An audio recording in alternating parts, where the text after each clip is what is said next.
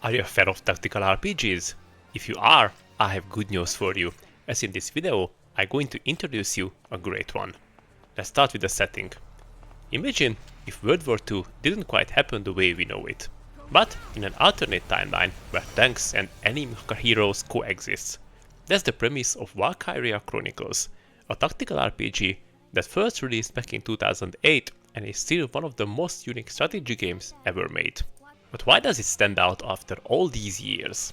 And more importantly, does it still hold up today? Yes, it does, but there are so much more to it. So, let's not waste any more time and start the review. I'm not done yet.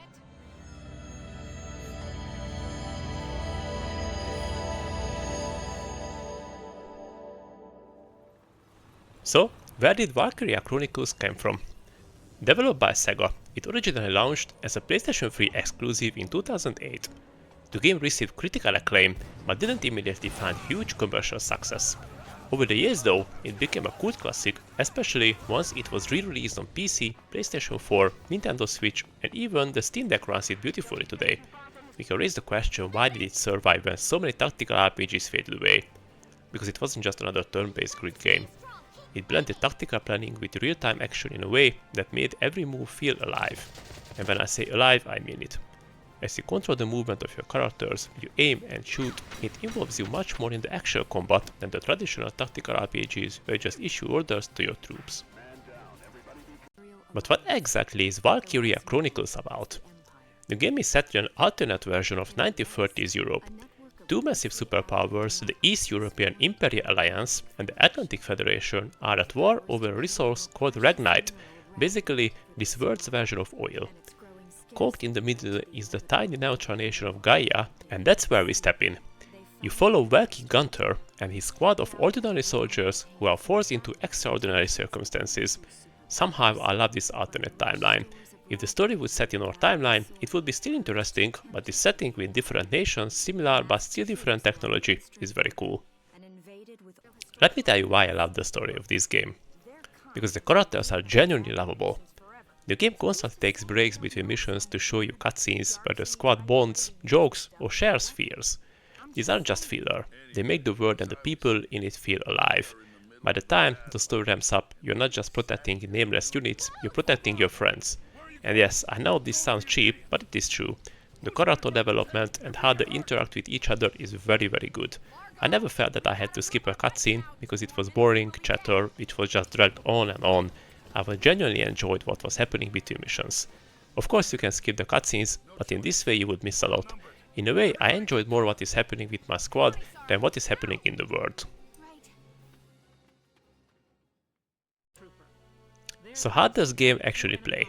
This is where Valkyria Chronicles shines, because it blends turn-based strategy, RPG progression and first-based action into one perfect system. The game gives you a wide roster of soldiers, each with a specific class and role. We have scouts, which are fast, with a long movement range, perfect for exploring maps and capturing bases, but they are lightly armored. We have shock troopers, the bread and butter frontline fighters. They carry machine guns, shred through enemies up close, but move slower. We have lancers, they are anti-tank specialists. They carry rocket launchers and can blow holes in armor, though they are almost useless against infantry. The snipers are deadly from afar, fragile up close, perfect for picking off key targets. Also the engineers, they are super units that repair tanks, replenish ammo, disarm mines and heal.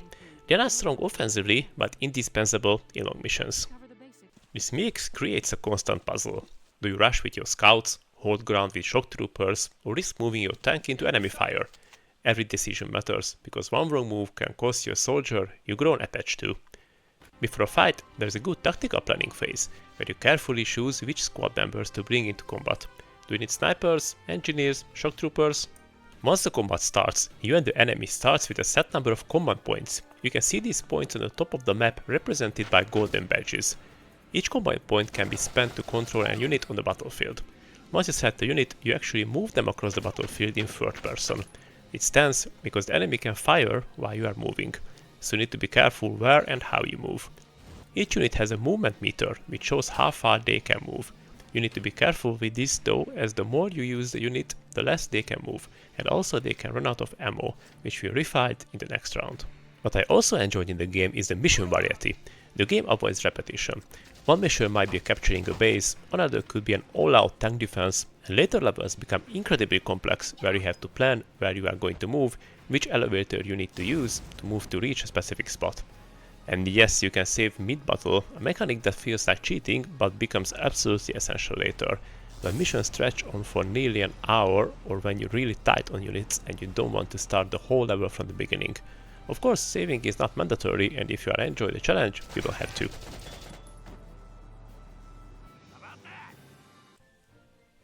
And what about the look and the feel of the game? This game is gorgeous. Even today, this watercolor art style hasn't aged a bit. Every cutscene feels like you're turning the pages of a storybook, and every battlefield is rich with personality. When I say storybook, I mean it, as each chapter in the game plays through 2 pages of a book where different cutscenes are presented. I personally love this, and the music is phenomenal. From the sweeping orchestra themes in battle to the softer, emotional tracks during character moments, is the kind of soundtrack that you really recognize and enjoy. But is the game fair or just frustrating? Honestly, both. Early missions ease you in, but as the story ramps up, so does the challenge. Battles become long, demanding patience and careful planning. There were times I found myself reloading saves over and over, but instead of being annoyed, I felt more invested. Every victory felt earned, and every loss hurt. But I can say that I never rage quitted or wanted to throw the controller to the ground and trample it. When I felt overwhelmed, I took a break and later went back and finished the mission. Between missions, you return to your base camp. Here's where the RPG elements kicks in. Instead of leveling up each soldier individually, you spend earned experience points to upgrade entire classes. For example, when you level up the sniper class, all your snipers get stronger at once.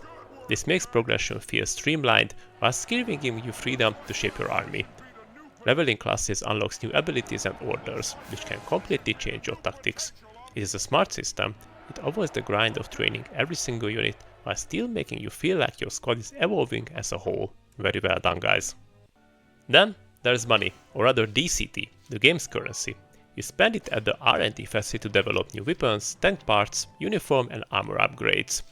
What's cool is that weapon upgrades apply to whole class. If you improve the shock trooper machine gun, every shock trooper in your squad gets the benefit. This creates a satisfying cycle.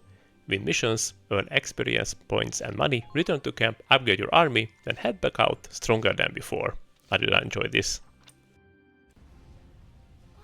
So, why you should play Valkyria Chronicles today? Because it's one of those rare games that combines heartfelt storytelling, lovable characters, inventive gameplay and timeless presentation. Even if tactical RPGs aren't normally your thing, this one might just surprise you. I very much encourage you to give this a try. For me, it wasn't just about winning battles, it was about fighting with my squad, watching their stories unfold and feeling like every mission mattered. And maybe that's the ultimate strength of Valkyria Chronicles. It's not just a strategy game, it's a story about people worth fighting for. Ooh, this was cheesy as hell, I should cut it out. Anyway, that's fine. So, what do you think? Does this alternate World War II setting draw you in, or do the long battles seem too intimidating? Drop your thoughts in the comments and let's talk strategy. I hope that you enjoyed this time travel back to the golden era of gaming. If you enjoyed digging up forgotten classics or disasters, I got plenty more where this came from. So, join our community by subscribing. Also, the YouTube algorithm shows some videos for you. It is on the screen now, check them out. Thanks for watching, and I'll see you in the next Backlog Quest video.